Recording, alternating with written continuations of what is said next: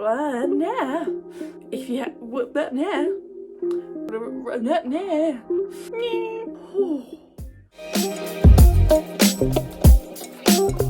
Hello, welcome back to my channel. If you're new here, welcome to the chaos. If you're coming back, thank you. So today's video is a very special video because it's a Royal Readathon announcement video. So in May 2022, me and Becca will be hosting the Royal Readathon Couples Edition. From the 1st to the 31st of May, we will be hosting a month-long readathon about Disney couples, Disney royal couples. This month's May readathon is really quite special because it's also our 2-year anniversary. Me and Becca have been hosting these readathons for 2 whole years in May, and it's just crazy to think that we've been doing this for 2 years. There's been so many readathons. Thank you all so much for joining in, saying hello. We've read 1 book or 10 books. Thank you so much just for commenting on the video. Any form of interaction with this readathon means the world to both me and Becca, and I know that for a fact. About Royal Readathon Couples Edition, same rules apply. Double up if you want. There's no real rules other than just have fun. It's very laid back and chill and very peaceful.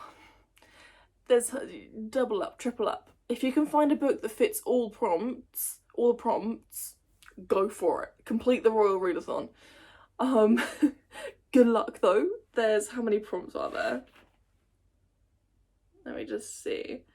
1, 2, 3, 4, 5, 6, 7, 8. If you can manage to find a book that fits all 8 prompts, I'll give you a round of applause.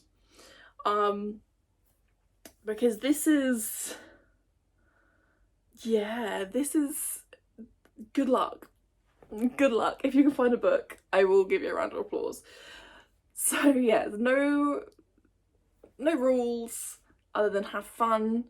If you complete a book, there is a Google form for you to fill in. It will be linked in our Twitter, which I will link in the description below, to the Twitter account run by both me and Becca. If you have any questions, ask the Twitter account. Both of us will respond, or one of us will respond, so that we can help you on your magical readathon. Gonna start the prompts, and then afterwards we'll talk about general Royal Readathon and things that are happening in May, because it's May. So this is the graphic,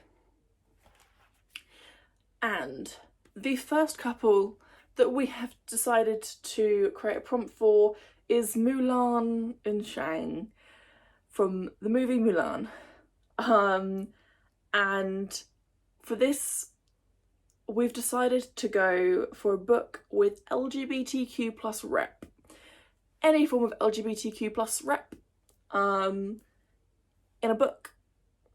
So that's pretty self-explanatory. It doesn't even need to be like a romance. It could be one of the characters is gay. Any form of LGBTQ plus rep in that book. I mean, that one's pretty self-explanatory. I feel like Mulan's whole story and then Shang's subsequent what is going on kind of fits the bill. The second prompt is Eric and Ariel, or Ariel and Eric, whichever way you want to say it. And that is a book with sailors or mermaids. Again, pretty self-explanatory. Ariel's a mermaid. Eric is a prince, but he's also a sailor. So this one is, I think it's going to be the more difficult one for people, because I personally cannot think of a book. I mean, to be fair, this is my red shelf in my TBR that has a mermaid or a sailor in. I'm sure I have it somewhere, or I'm gonna have to buy a book. Oh no, it's such a hardship having to buy a book. Prompt number 3 is Belle and the Beast, read a book with forced proximity. So any form of, like, you're shoved together. It could be at the beginning of the book, middle of the book, end of the book. any form of forced proximity. Could be people stuck in an elevator or a lift. Could be people stuck in a room. Could be forcing a family getaway with your neighbour that you hate. I mean, these are all contemporary scenarios, but there are plenty of scenarios out there in which there is forced proximity. It's pretty self-explanatory. Belle is held hostage by the beast. Forced proximity. Prompt number 4, Aurora and Prince Philip. A book with secret or forbidden love. I feel like this is a plot point that most people forget in Sleeping Beauty, which is that she falls in love with Prince Philip without realising it was Prince Philip, and they have like a secret love in the woods. And that's one of the reasons why she goes and cries in a room, because she's devastated that she has to marry this prince and she can't marry the guy from the woods. I mean, happy ending, spoiler, it's the same person, but read a book with a secret or forbidden love. Book number 5, Rapunzel and Flynn. A book with adventure. Any form of adventure. I mean, I find it an adventure going up to London. That's an adventure. Again, pretty self-explanatory. She goes on an adventure with Flynn. Plot points. Prompt number 6, Tiana and Naveen. A book with enemies to lovers. That good old enemies to lovers trope. So many enemies to lovers, both fantasy, contemporary, so many. I really hope you find a book, and I really hope you love it, because enemies to lovers is one of my favourite tropes ever. Such a good trope. Prompt number 7. Prompt number 7. Cinderella and Prince Charming. Read a book with a ball or a party. I mean, it's where the prince falls in love with Cinderella at the ball. I mean, so many books that could fit this. So many books. It doesn't even have to be a ball, it could be a party, it could be a small get-together. Any form of ball or party. And then the last prompt is Anna and Kristoff. A book that makes you laugh. I feel like their relationship is just full of laughs. I mean, I don't think I've seen a couple that don't take each other seriously so much, and it's amazing to see. I love it. Such a fun little couple, and I feel like this prompt is going to be a tricky one to fill. I feel like that one's the most tricky one to fill, because you don't know if a book's going to make you laugh unless you've read it. If you think it's going to make you laugh, read it. If it doesn't make you laugh, but you thought it was going to make you laugh, count it. Because it's a book that makes you laugh. So, you know, if you go into it thinking, oh, this book will make me laugh, and then you finish the book and actually it was good, but it didn't make me laugh, count it. It'll be fine. This readathon is all about inclusivity and just enjoying reading. There's no real rules. So they are the prompts. They are all the prompts. Oh. Are you gonna fold? There we go. So, they're the prompts. Some dates, if you will. So, the 1st to the 31st of May is when you can start counting those books towards the Royal Readathon. As I said at the beginning, there is a Google form if you want to just place your books that you've read, so that we can all see how many books we've read. Because I always love seeing how many people read the books.